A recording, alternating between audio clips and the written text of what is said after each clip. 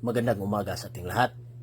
Friday, November 15, 2024. Ito po ang salita ng ating Panginoong Diyos na pagkain ng ating kaluluwa kuha sa Lucas 17:26 hanggang 37. Kung ano ang mga ginawa ng tao noong kapanahunan ni Noe, ay ganoon din ang gagawin ng mga tao sa araw ng pagbabalik ko na anak ng tao.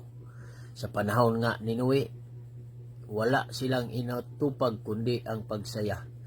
Pagkakainan sila, nag-iinuman at nag-aasawa hanggang sa araw na pumasok si Noe sa barko. Dumating ang baha at nalunod silang lahat.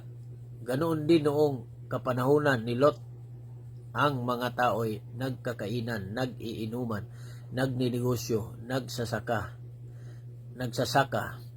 at nagtatayo ng mga bahay hanggang sa araw na umalis si Lot sa Sodom at pagkatapos umulan ng apoy at asupre mula sa langit at namatay silang lahat doon sa Sodom.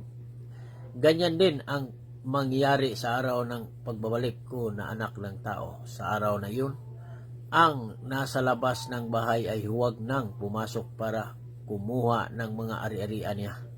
Ang nasa bukid ay huwag nang umuwi. Alalahanin ninyo ang nangyari sa asawa ni Lot, sapagkat ang taong naghahangad magligtas ng kanyang buhay ay mawawala nito. Ngunit ang taong nagnanais mag-alay ng kanyang buhay alang-alang sa akin ay magkakaroon ng buhay na walang hanggan.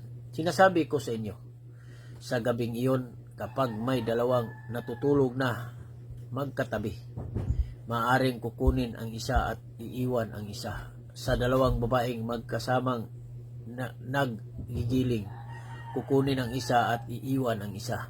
Kapag may dalawang lalaking nagtatrabaho sa bukid, maaaring kukunin ang isa at iiwan ang isa. Tinatanong siya ng mga tagasunod niya, "Saan po ito mangyayari, Panginoon?" Sumagot siya sa pamamagitan ng kasabihan, "Kung saan may bangkay, doon nag-uumpukan ang mga buwitre." Ito po ang salita ng ating Panginoong Diyos. Don't forget to like, share my post. Thank you. God bless us all.